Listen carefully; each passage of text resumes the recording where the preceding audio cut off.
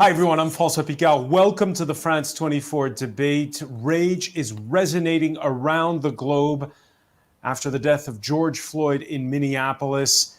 From Australia to Brazil, Africa to Scandinavia, the death of yet another unarmed African American at the hands of police has thrown the spotlight on the relationship between the state and minorities. And in each country, there's of course a local context. Here in France Tuesday, clashes spilled over onto the Paris ring road, the périphérique, when 20,000 defied a coronavirus ban on demonstrating and rallied outside central courts over the latest in the 2016 death in custody in the custody of gendarmes of 24-year-old Adama Traore. We'll be asking about the case and how far you can push comparisons.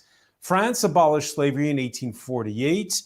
There's an often unresolved colonial past with discrimination and police violence, which are often in the news. But how does being black here measure up to being black in the United States, where only 5 decades ago, mixed marriages were still illegal?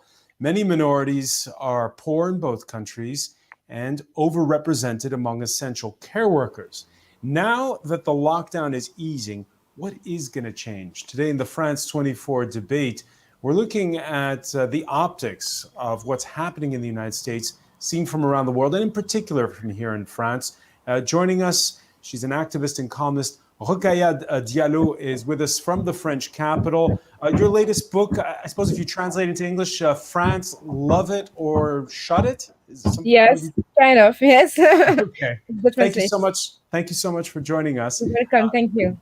From London in the UK, she's a household name to jazz fans in this country. China Moses, a singer, host of Made in China on TSF Jazz, is with us. Thank you for joining us. Thank you for the invitation. From Paris, Patrick Simon, research director at the National Demographic Studies Institute, INED. Welcome to the show. Hi, glad to be here. And from Athens in Ohio, we are with Jennifer Fredette, Associate Professor of Political Science at the University of Ohio, the author of Constructing Muslims in France. Thank you for being with us. Thank you for having me, François. The France 24 debate, where you can join the conversation on Facebook and on Twitter. The hashtag is F24debate. Yeah, there was a surprise. There's a ban right now on demonstrations in France. A, over the large turnout, and B, the turn events took in Paris on Tuesday evening. Monty Francis has more. Defying a ban on large gatherings due to COVID-19, thousands of protesters gathered in Paris to express their outrage over the death of a black man killed in police custody. Adama Traore, who in 2016 died after his arrest by French police. His sister, who helped organize the demonstration, says her brother's case shares parallels with that of George Floyd, an African-American man killed in police custody in the U.S. last week. Adama a pris le poids de 3 gendarmes sur lui. George Floyd a pris le poids de 3 policiers sur lui. Ils ont eu les mêmes mots. Je n'arrive plus à respirer, je n'arrive plus à respirer. Experts have disagreed over the young man's death, with one hired by the family concluding the 24-year-old died from asphyxia and another expert last week clearing the officers of any responsibility. For protesters, the case is an illustration of racism and police brutality. On nous tue, on nous blesse, on nous agresse, on nous insulte. À un moment donné, faut se lever. Ça fait bien trop longtemps que ça existe. George Floyd, c'est la pointe de l'iceberg, mais l'iceberg, il est là depuis très longtemps. Il a toujours pas fondu, si vous voyez ce que je veux dire. At first, the protest was peaceful, but then it turned violent as a small number of demonstrators set fires, and police used tear gas to disperse the crowd. Outrage reignited and wounds reopened by a case thousands of miles away. Rokhaya Diallo, how much of a George Floyd effect was there on what we saw Tuesday night in Paris? Actually, there is a George Floyd effect, but there is much more than that. Adama Traore and the Comité Adama, which is the organization that is looking for justice and for the case of Adama Traore, have been followed a lot on social media and on the ground. So it's the first time that such protests gather so many people. But I think that Assa Traore has been able to channel a sadness and an anger about police brutality and about police officers not meeting their responsibilities while being involved in the killing of young people of color in France. So to me, it's just translating. It's something that was already here that is being translating on the ground and maybe fed by the death of George Floyd. Patrick Simon, were you surprised to see 20,000 rallying? Well, that was a kind of surprise in the context of the post-lockdown. However, there is a long expectation that something would change in France as well. And I think that some of the comments of the media in France, which are always thinking that what's going on in the US is very typical for a racist country, which could not happen the same way in France, are making people a bit nervous as well. So I think those who went to the rally wanted to say what happened in the US is happening in France too. Let me read the reaction of the Interior Minister over Twitter, Christophe Castaner, saying, "Violence has no place in democracy. Nothing can justify the excesses in Paris tonight at a time when street gatherings are banned to protect the health of all. I congratulate security forces and first responders for their professionalism and cool-headedness." China Moses, your reaction to that statement? Those statements, governmental statements in times of change and in times of manifestations have always been off mark and always seem tone deaf and always seem to reassure the people that really don't understand how people can defy a lockdown or advice about not gathering in mass groups and to defend a cause, to get their voice heard. And that always amazes me. If that many people are in the streets at this moment of time, when we know that there is a virus that we have no cure for, that means that the situation is grave. It's life or death for them, and it's gotten to that point. And when the news report how they report, and you show repeated images of the small minority, but it's a loud minority of people who make a mess after protest or during the end of the protest. I really think it defeats all cause, and it actually defeats the cause for the government. They could work with the people. I want to get to that point later, the issue of what really grabs the headlines in these moments. Jennifer Fredette, your reaction seen from America, one demonstration, there were no serious injuries on Tuesday night. When you see what's going on in hundreds of cities across the US right now? Yeah, I mean, it is really important here in the United States to talk about police violence, but we also need to be talking about state violence. Police fall under the authority of mayors here in the United States, and many of those mayors have been hesitant to direct police to act differently. In New York City, we saw Mayor Bill de Blasio uncertain about whether or not he should criticize the police officers who rammed their vehicle into protesters who were pedestrians on their feet. And in Columbus, Ohio, recently, police attacked with pepper spray the president of the city council, a county commissioner, and a 70-year-old congresswoman who were trying to keep the protests peaceful and make sure the protesters remained on the sidewalk. And we saw protesters in Columbus also desperately contacting city councilors saying, "I don't know how to get out of downtown." The So police which have is not it? made it Let me ask you, clear. which is it, Jennifer? Is it state-sponsored violence, or as you describe it, is it authorities wary of upsetting the police, wary of upsetting the police unions, who are backed by a lot of citizens who like the fact that there's law and order, they say. It's not an either or thing, right? There's a connection there, and it's a relationship of authority, right? The mayor in Columbus refused to tell the police, you need to stop the escalation.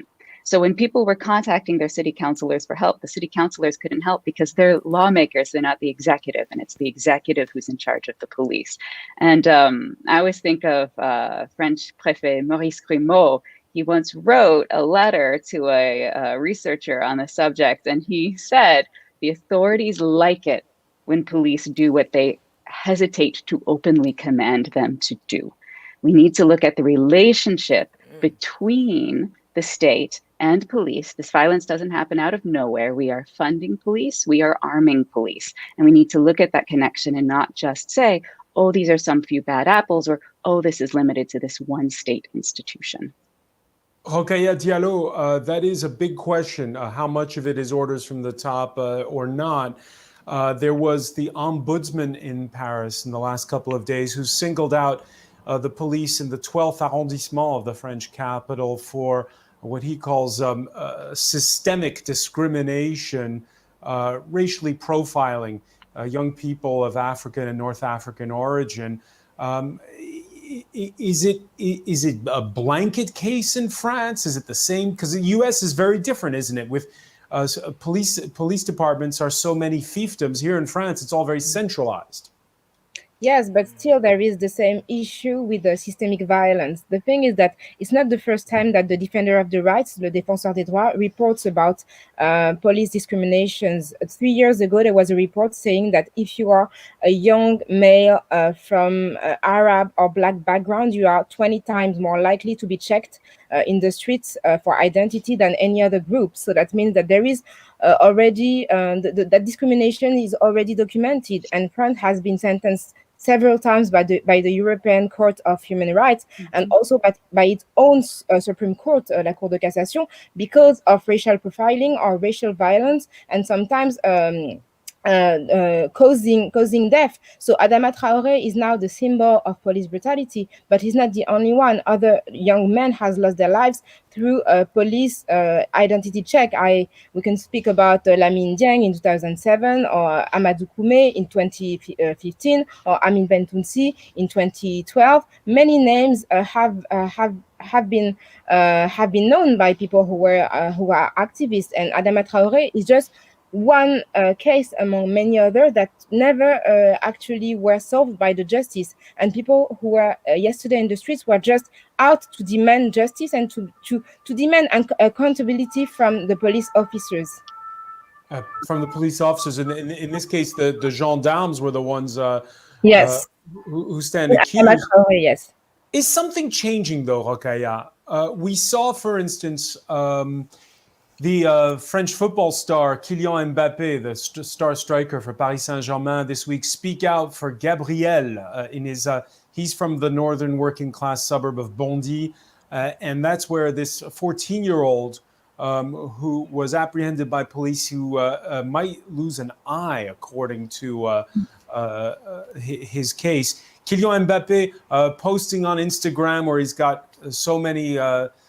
Hundreds of thousands of followers, his support for 14-year-old Gabriel. Do you get the sense that there is, again, part of this George Floyd effect? People are speaking out more.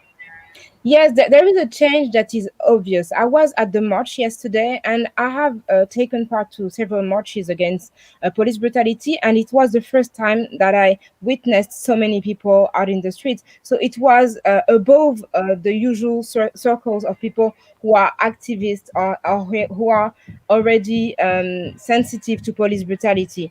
And in the crowd, there were many public personalities like actress Adèle Haenel, or Adèle Exarchopoulos. There was also the author Virginie Despentes. There was the singer Camélia Jordana. So there were many people who were out in the street to demand justice. And to me, it's a major change. And I can maybe parallel that change with the Me Too change. You have a new generation who is really willing for justice and willing to dismantle those old systems of patriarchy and racism that were created throughout history.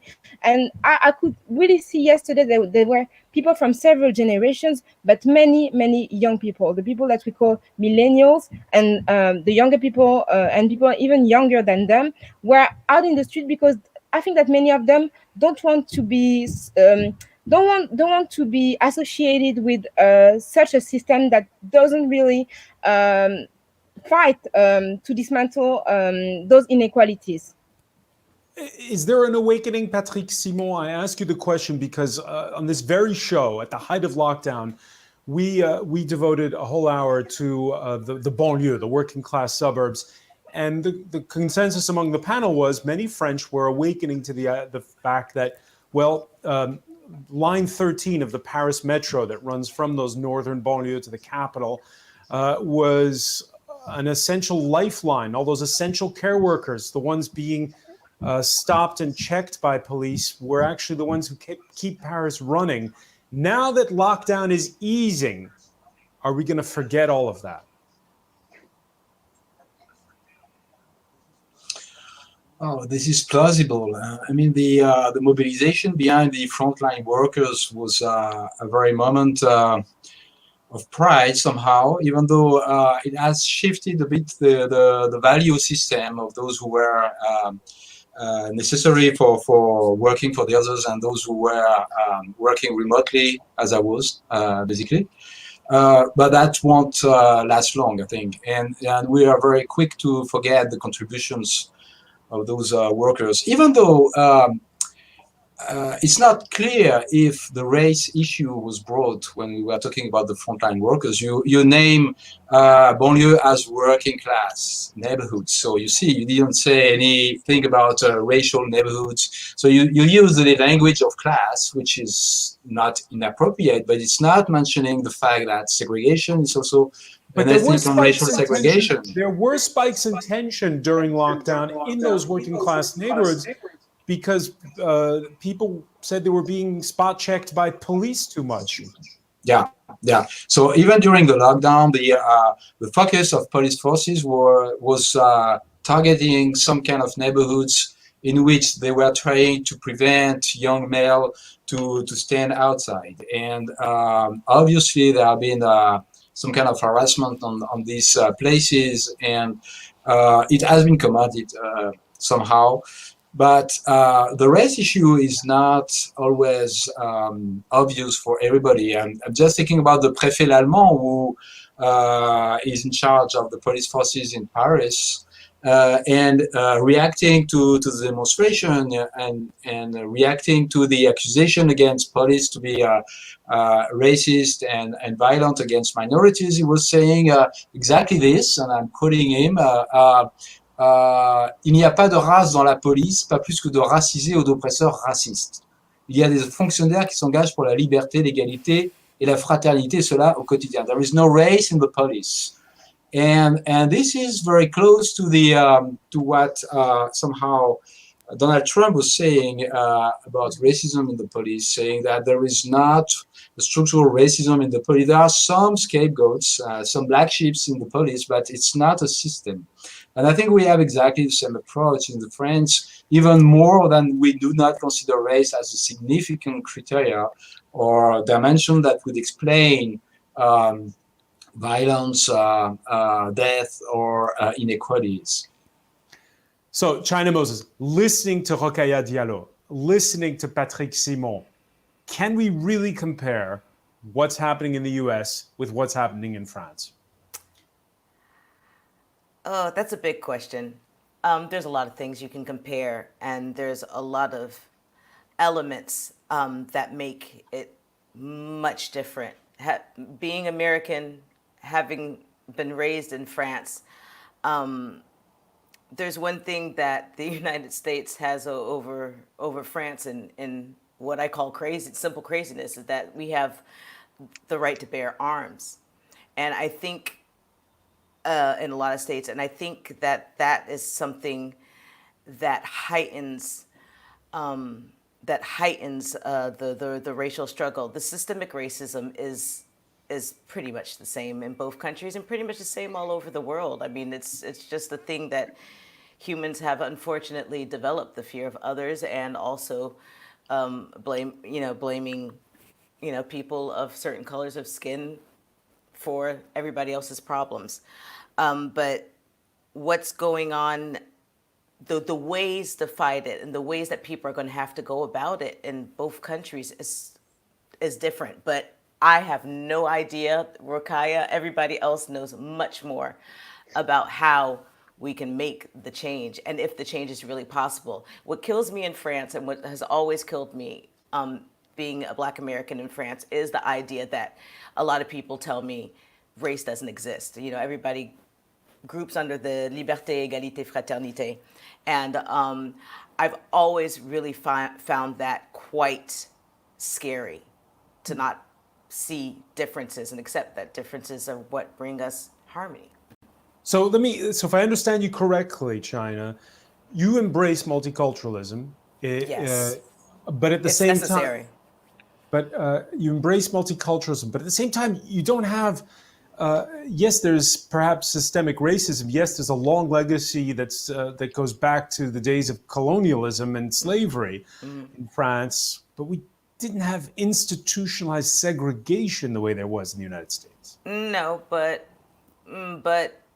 let's just say that the weight of hundreds of years of slavery and then colonization can be felt the same for a lot of people.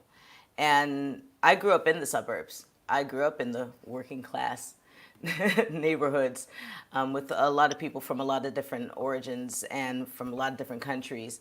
And their frustration, the frustration that I heard echoed the same frustration that I hear from my family in Atlanta, that I hear from my family in Flint, in Los Angeles, in New York.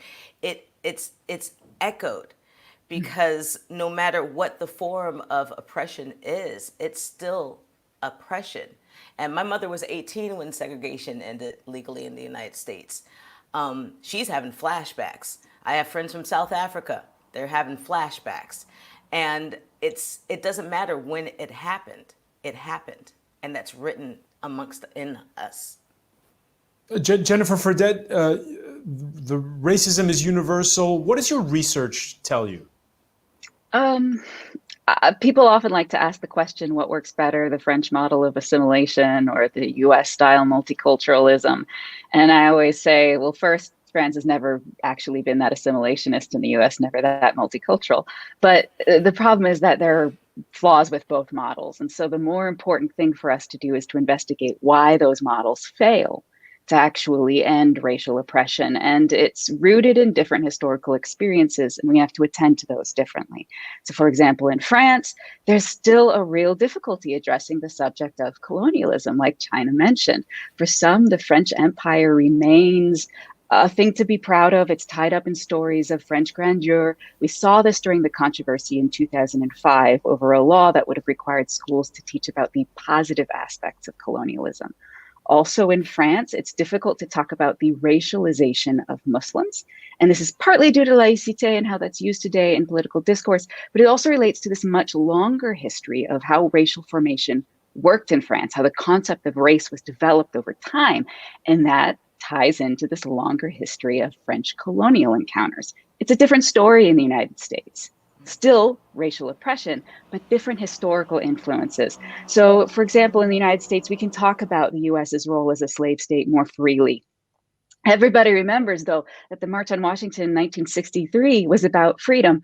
They sometimes forget it was also about jobs, because African Americans were discriminated against and shut out of the economy in the United States, which means being shut out of the nation state here, right?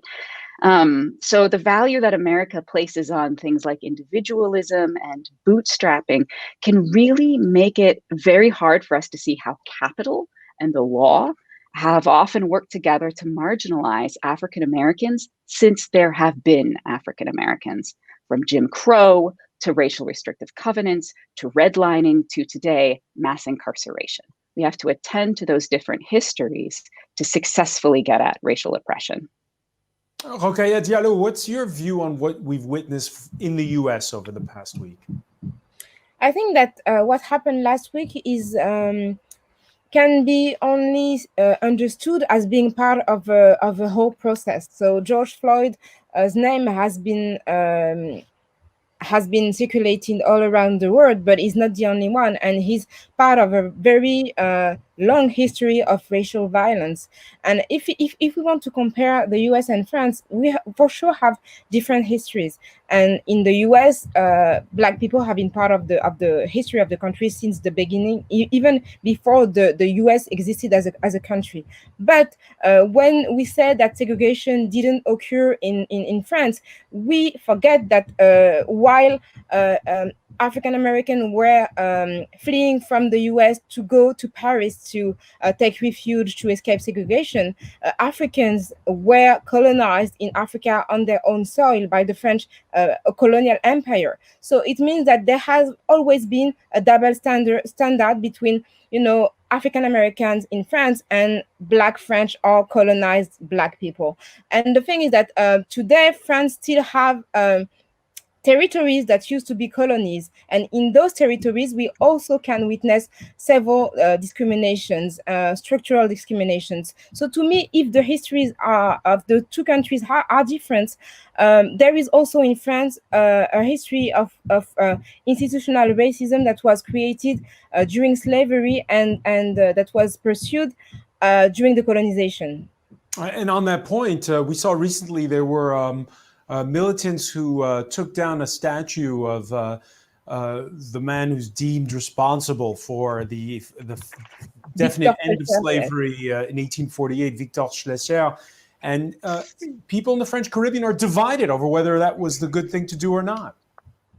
The thing is that I think that the statue was taken down because in the French narrative, the focus of the abolition of slavery is focused on that man. So that man was a white Frenchman, and is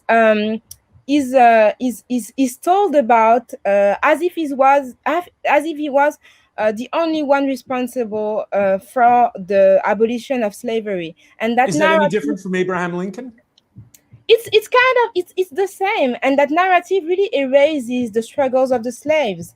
I think that if there is someone to celebrate in France, it should be Toussaint Louverture, maybe, who was a fighter in Haiti and made the first Black Republic while fighting against France, who was a colonial power there. So there is a way in France to see the liberation of slaves through the lens of the white saviors. And I think that was what the activists in Guadeloupe were trying to say, that there is a need to make those former slaves more visible in the French narrative. And on that score, how's the current French president doing, Rokhaya? Because when he came to power, he talked about Algeria. He's made a big deal of commemorating every May 10th the abolition of slavery. Is Emmanuel Macron different from his predecessors? He was different during his campaign because he told about Algeria and colonization as a crime against humanity while he was campaigning and running for presidency. But today, what I can say is that he doesn't say anything about race or racism, and we don't hear any stance or any discourse standing firmly against race. You quoted Christophe Castaner, the Minister of Interior, supporting the police, but I have never heard him supporting the families of victims of police brutality, and that's the problem. Because Gabrielle, that you mentioned, who is that teenager who is 15, who was brutally assaulted by the police last week, haven't got any support from any elected official. And Macron, I think, is different from the former generations of president, but I don't think that he really dares phrasing anything different. Different than the most common narrative about assimilation and about that laïcité that is defined in a way that is very oppressive to the public expression of any minority religion. Patrick Simon, France is changing. It is demographically it's changing, and that's your remit. I saw that you published a study that said the number of interracial marriages is up in France. How much is France changing, though? Well, it's clearly now a multicultural society with a high diversity, not only of ethnic background, but related also to race or non-white population, or specifically in big cities, large cities, and specifically in Parisian regions. Meaning, it's not a minor change because there are more than 20 and sometimes 30% at the level of department of non-white living in these areas, and locally it could be even 60%. So this means that the structure of the society should change somehow, and what we see is the gap between the composition of the society, the dynamics, the social interactions, and how they are taken over by the collective representations, the narrative of the nation itself. And we see this gap, and this gap is creating a lot of frictions and tensions. And it's not explaining everything, but clearly we have chosen a political principle of color blindness to try to create equality, which is meeting problems, and we are not able to try to somehow revise it. And this is on the table for more than 20 years, and we are not making very much progress on this side. So society. So let me ask you this. Let me ask you this question then. I noticed when I woke up this morning here in France, the hashtag Black Lives Matter was #1 in trending on Twitter. So you have, would you say there's this sort of Americanization of what is the political dialogue in France? We're paying attention to what happens in the US? Well, I don't think it's an Americanization in the sense that we are importing categories and ideas that come from the American context. I think we do have the same kind or of just joining their situations. Conversation. We are joining the conversation, and of course the references coming from the US are important for shaping agendas and also identities among the Black community in France as well. But it's not exactly reproducing what's going on in the US. And we have as well our own French Noir, who are having their own dynamics, which are not always reflecting what's going on in the US. I mean, there could be an hashtag Les vies noires sont importantes as well. So that could be a type of mobilization that would also make sense. So I think that we have to understand that there is a domestic dynamic going on in France, which is not exactly reflecting what's going on in the US. Specifically, Jennifer mentioned that about the Muslims, which is clearly another dimension which is as not as prominent in the US and make a lot of sense as well in France, which is beyond being Black or Arab, and it's in itself also. Well, when you say, just to be clear on that, when you say the Muslims, do you mean people of the Muslim religion, or do you mean people whose families originated in France's former North African colonies? Well, the distinction can be quite complicated to do. I'm meaning people who claim to be Muslims, but there is an overlap between those who claim to be Muslim and those who are seen as Muslims. So more or less, I don't know how much we have to be precise on the terminology for that, but I'm referring to those who are perceived as Muslims. Let's take it this way, and who are treated as Muslims in the French society. China Moses, your thoughts on whether France is changing and how much? Ooh. I don't think I'm the person to ask for that. Being an artist, I see the world in in another light than all these wonderful people here who. Okay, let me put it to you in an artist's terms. Let me put it to you in an artist's terms. The France that Bud Powell and Miles Davis discovered, how does that compare to the France of today? That is a great way of phrasing it. It's very different, and for me, as a Black American raised in France, as Rokhaya stated earlier, my experience in France is completely different than hers, and the thing is that I don't see it evolving fast enough yet. Yes, maybe it's changed a bit. There's different preoccupations, but I feel that the weight that is put on the Muslim community, but then at the same time, it's done also in the States. It's almost like if every decade has its scapegoat, and the Muslims are the I can't believe I just said that, but that's what it seems like if I'm being artistic about it, and there is change. And there will be change, and there always will be change. But for a better answer, I think you need to ask somebody who knows about numbers and stuff. And again, the current context where we've had this release, right, after these 2 months of lockdown, which caught people by surprise in the US, which caught some people by surprise Tuesday when 20,000 show up at a rally that's not supposed to happen. How do you explain that? That's because it means that much.